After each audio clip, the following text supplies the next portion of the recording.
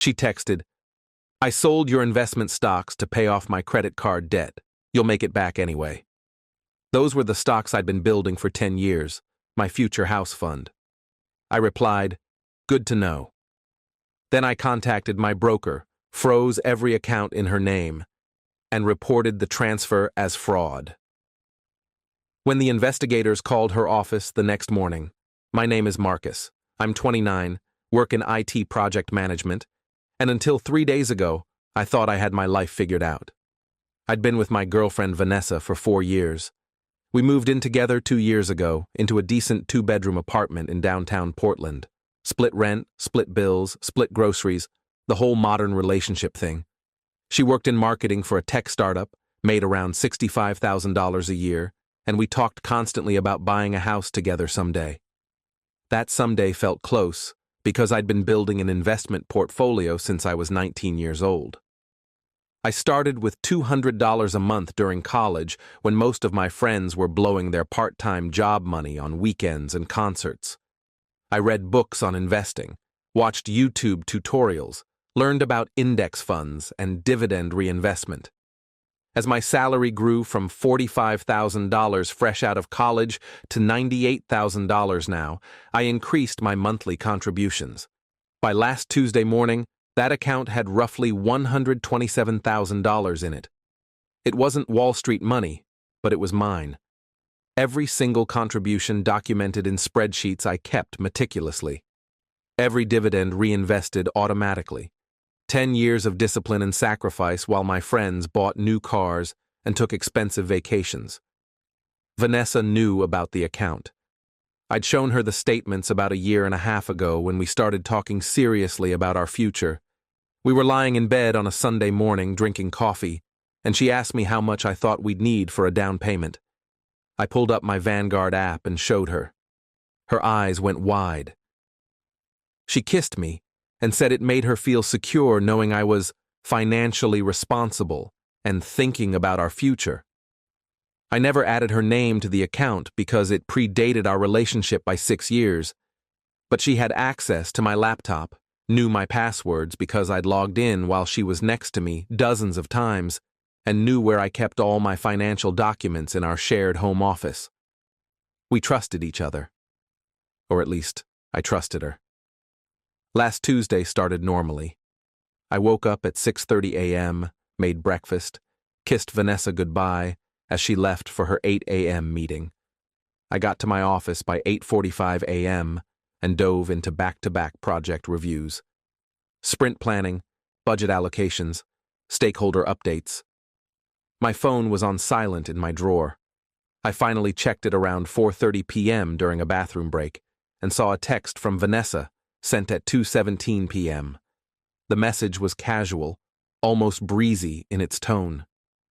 "Hey babe, I sold some of your stocks to clear my credit card debt. Don't worry, you'll make it back anyway, LOL.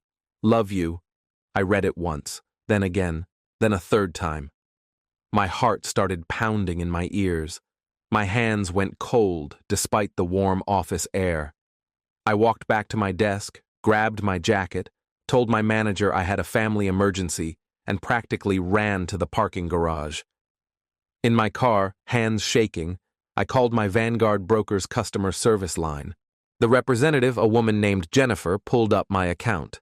Her voice shifted from friendly to concerned as she reviewed the activity. "Mr. Chen, I see a withdrawal of $43,500 was processed this morning at 9:23 a.m. The funds were transferred to an external checking account. The transaction was verified through your login credentials and security question answers." "I didn't authorize that withdrawal," I said, trying to keep my voice steady. "Sir, the login came from your registered IP address and the security answers were correct. My girlfriend accessed my account without my permission. She lives with me. She knows my passwords." Silence on the other end. Then Jennifer said, "I'm going to transfer you to our fraud department. Please hold." I sat in that parking garage for 40 minutes talking to 3 different people. They confirmed that because the login credentials and security measures were correctly entered, the transaction appeared legitimate from their perspective. They'd sent a confirmation email at 9:47 a.m., which I'd missed because I was in meetings. However, they could flag it as disputed and begin an investigation. But I needed to file a police report immediately for it to be taken seriously. I drove straight to the police station. The officer at the desk, a middle-aged guy with tired eyes, handed me forms. I filled them out methodically. Under Description of Incident, I wrote exactly what happened. Under Evidence, I included screenshots of Vanessa's text message that I'd emailed to myself. When the officer reviewed my report, he actually stopped and read the text message twice. He looked up at me and said, "She wrote LOL." "Yeah." He shook his head. "You need to document everything. Save all communications. A detective will contact you within 48 hours. Given the amount, this could be felony theft." I drove home in a daze. It was 7:15 p.m. Vanessa's car wasn't in the parking lot yet. She usually got home around 7:45 p.m. after her yoga class on Tuesdays. I moved quickly. I packed a large duffel bag with clothes for a week, my laptop, chargers, toiletries, important documents from my file cabinet, including my passport and birth certificate. I grabbed my external hard drive with 10 years of personal files and photos. I looked around our apartment one last time, at the couch we'd picked out together at IKEA, at the framed photos on the wall from our trip to Vancouver last summer, at the kitchen where we'd cooked dinner together hundreds of times. Then I left. I checked into a Holiday Inn 15 minutes away, paid for a week up front with my credit card, and sat on the edge of the stiff hotel bed. My phone buzzed. Vanessa had texted, "Picking up Thai food." "Want your usual?" I replied with just 2 words. "Good to know." 3 minutes later, my phone started ringing. Vanessa. I declined the call. She called again. Declined. Again. Declined. Between 6 p.m. and 8 p.m., she called me 11 times. She left voicemails. I listened to them later that night while lying in the dark hotel room. The first one, 6:52 p.m. "Marcus, where are you? Your car's not here, why aren't you answering? I brought home pad thai. Call me back." The second one, 7:18 p.m. "Okay, you're clearly upset about the money thing. Can we please talk about this like adults? It's not that big of a deal. You have literally over $100,000. I just needed to clear my cards. You'll make it back. You're being really immature right now." The third one, 7:41 p.m. "Are you seriously going to ignore me? I'm your girlfriend, Marcus. We've been together 4 years. Where the hell are you? This is ridiculous. I made a decision about our finances. We're partners. We share everything. Stop acting like a child and come home." I didn't respond to any of them. Instead, I opened my laptop and started documenting everything. I created a folder with screenshots of every text message, every voicemail transcription, every bank statement showing my account history. I wrote a detailed timeline of events. If this was going to get legal, I wanted to be prepared. Update: one Wednesday morning, I woke up at 6 a.m. to my phone ringing. My broker, Jennifer, from yesterday. She informed me that my account had been frozen pending the fraud investigation. More importantly, they'd contacted the receiving bank, where Vanessa's checking account was, and flagged the $43,500 deposit as proceeds from a potentially fraudulent transaction. That meant Vanessa's account was now frozen too. She couldn't move that money, couldn't transfer it, couldn't withdraw it, couldn't touch it. It was locked in limbo. I thanked Jennifer and told her I'd filed the police report. She said that was exactly what I needed to do and that I should hear from law enforcement soon. I took a shower, put on my work clothes, and tried to focus on my job. Around 10 a.m., my desk phone rang. Detective Sarah Ramirez from the Financial Crimes Unit. Her voice was professional, no nonsense. "Mr. Chen, I've reviewed your report. I need you to come to the station to provide a formal statement and bring any additional evidence you have. Can you come in today? I told my boss I needed to take a personal half-day. He'd noticed I was off yesterday and this morning, asked if everything was okay. I said I was dealing with a serious personal matter and would explain later if needed." He nodded, told me to take care of myself. At the station, Detective Ramirez was a sharp-eyed woman in her early 40s with graying hair pulled back in a tight bun. She led me to an interview room with a recording device. For the next hour, I walked her through everything.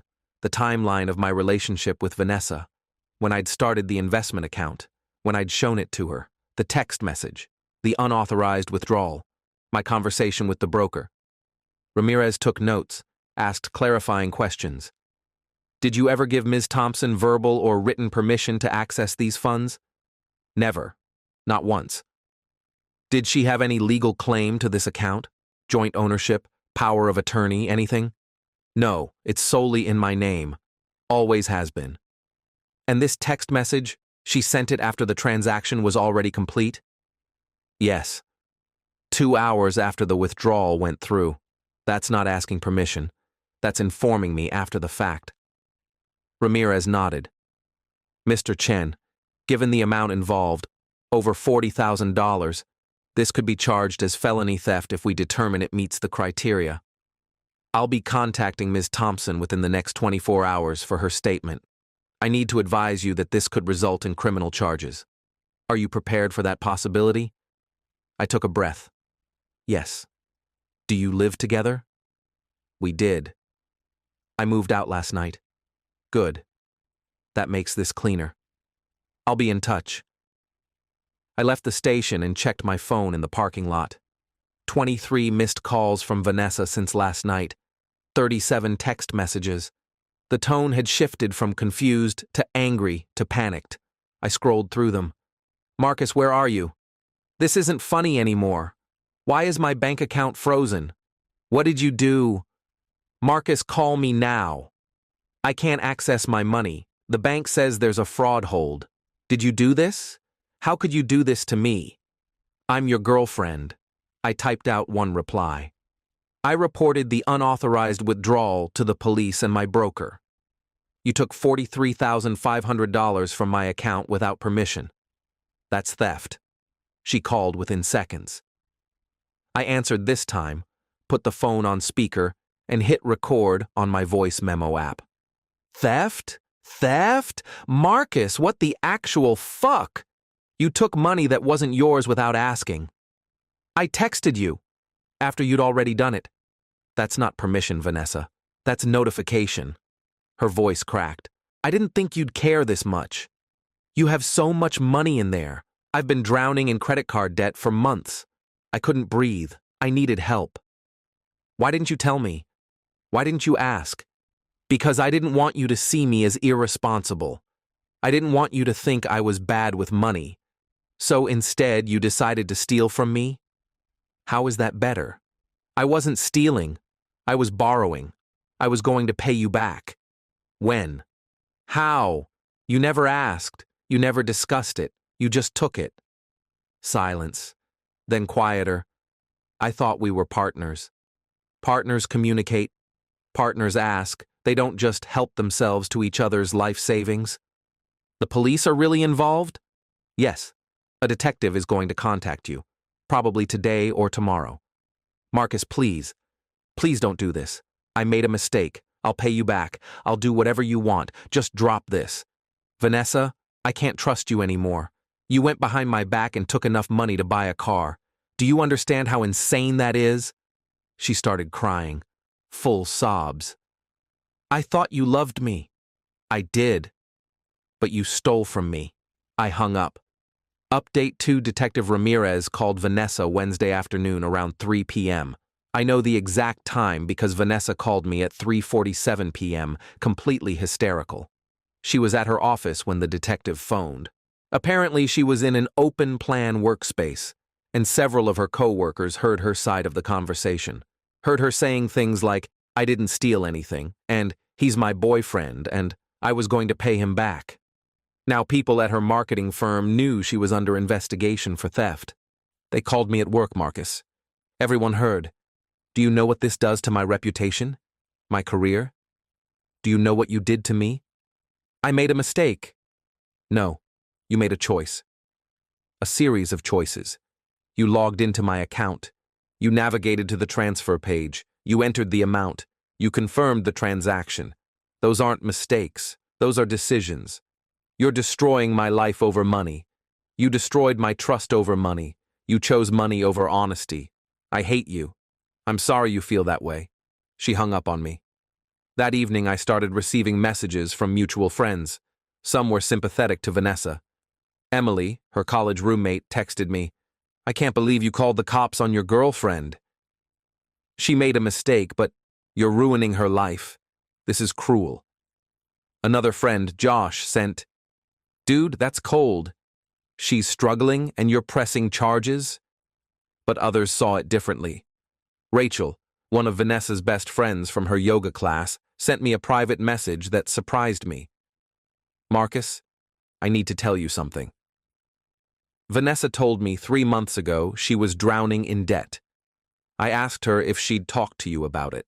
She said she had it under control and didn't want to worry you. I told her she should be honest with her partner. She got defensive and changed the subject. I'm sorry this happened to you. You didn't deserve this." That message hit me hard. Vanessa had been hiding her financial situation from me for months. We'd been living together, splitting bills, planning a future with a house and maybe kids someday, and she'd been secretly spiraling into debt, and instead of trusting me enough to ask for help, she helped herself to money I'd spent a decade building. I texted Rachel back, "Thank you for telling me. That means a lot." She replied, "She's not a bad person, but she made a really bad choice. I hope you both find peace." Update 3. By Thursday morning, Vanessa's lawyer, yes, she'd hired an attorney, contacted Detective Ramirez. The lawyer, according to Ramirez, who called me with an update, advised Vanessa to return the full amount immediately to avoid felony charges. The logic was simple. If she returned the money promptly and showed remorse, the prosecutor might decline to file charges or offer a deal for a lesser offense. My broker facilitated the return transfer Thursday afternoon. By 4:30 p.m., I received an email confirmation. $43,500 had been deposited back into my investment account. I logged in and stared at the number. It was all there, but something inside me had fundamentally changed. Detective Ramirez called me Friday morning. "Mr. Chen, the funds have been returned. At this point, it's your decision whether you want to press forward with criminal charges. The DA's office will consider your wishes, though they ultimately decide whether to prosecute. What would you like to do?" I sat in my hotel room. I'd extended my stay another week and thought about it. Part of me wanted her to face consequences. She'd violated my trust in the deepest way possible. But another part of me was just exhausted. The money was back. My account was secure. I'd changed every password, enabled two-factor authentication on everything, moved all my important documents to an encrypted cloud storage with biometric access. "I need the weekend to think about it," I told Ramirez. "That's fine. Take your time.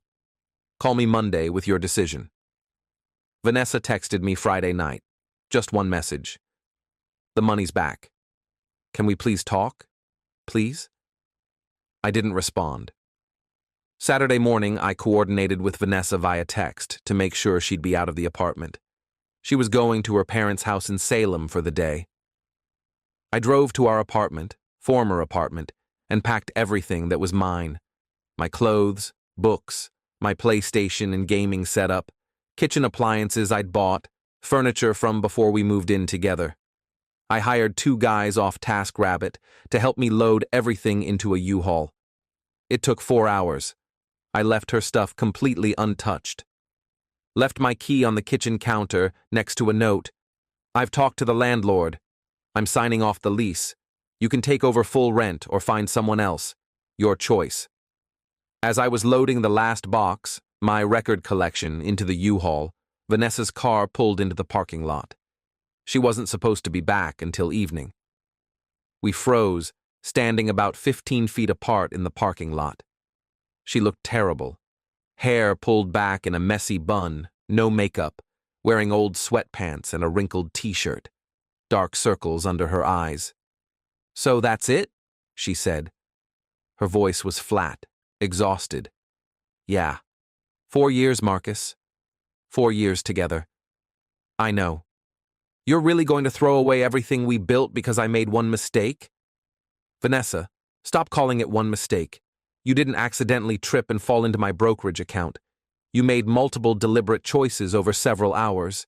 You chose to betray me. I was desperate. Then you should have talked to me. I would have helped you. We could have made a plan. I could have loaned you money. But you didn't give me that choice. Her face twisted with emotion. I was scared you'd judge me, that you'd see me as a failure. And now I see you as someone who steals from the person who loves them. Is that better? She flinched like I'd slapped her. I'm not a thief. You took $43,500 that didn't belong to you without permission. What would you call it? Tears started running down her face. I thought we were building a life together. I thought that money was for both of us eventually. It was. But that was your choice to destroy, not mine. I hope you're happy, Marcus. I hope you and your fucking money have a great life together. I hope you get help, Vanessa. I really do. I got in the U-Haul and drove away. In my rearview mirror, I could see her standing in the parking lot, crying. Final update. It's been 3 weeks since everything exploded. I decided not to press charges. The money was returned, and dragging this through the criminal justice system felt like it would consume months of my life and emotional energy. Detective Ramirez said she understood and closed the case as resolved. Funds recovered. I'm living in a 1-bedroom apartment in a quieter neighborhood about 20 minutes from my office. It's smaller than the place I shared with Vanessa, but it's mine. Just mine. No shared space, no shared bills beyond basic utilities. I sleep better now. The apartment is peaceful. My investment account is still intact, still growing. I've actually increased my monthly contributions by $200 because I'm not splitting rent anymore. My new place is cheaper. The house fund is alive and well. It's just going to be my house now, not ours. Through mutual friends, I heard that Vanessa moved back in with her parents in Salem. She lost her job about 2 weeks ago, though apparently it wasn't directly because of the investigation. Her performance had been declining for months. Missed deadlines, lack of focus. The fraud incident was just the final straw. Her credit card debt, I learned from Rachel, was actually over $60,000 spread across 7 different cards. She'd been drowning for over a year, making minimum payments, using one card to pay another. A classic debt spiral. Part of me feels bad for her. I genuinely hope she gets help, talks to a financial counselor, works out a debt management plan. But mostly I feel relieved. Relieved I discovered who she really was, or who she became under pressure, before we bought a house together, before we got married, before we had kids, before our financial lives became legally entangled in ways that would have been a nightmare to separate. I'm not dating anyone right now. Don't plan to for a while. I'm focusing on work, on my hobbies, on rebuilding my sense of stability. My friends have been supportive. My parents, who I finally told the full story to last week, were shocked, but proud I'd handled it maturely. My dad, who's always been cautious with money, said, "Son, trust is earned slowly and lost instantly." You learned that the hard way. Some nights I still think about the good times with Vanessa, the lazy Sunday mornings, the road trips, the inside jokes. 4 years doesn't just evaporate. But then I remember that text message. "You'll make it back anyway, LOL." And the cold calculation behind accessing my account while I was at work. And I know I made the right choice. Trust, once broken like this, doesn't heal. It just scars over. Edit 1. A lot of people are asking why I didn't try to work it out or give her a second chance. Here's the thing. The moment I read that text message with a lol at the end, something inside me just switched off. It wasn't even the money itself. It was the complete disrespect. The casual assumption that my decade of saving, was just a resource she could tap into without asking. That's not a partnership. That's not love. Edit 2. Yes. I checked my credit report the day after everything happened.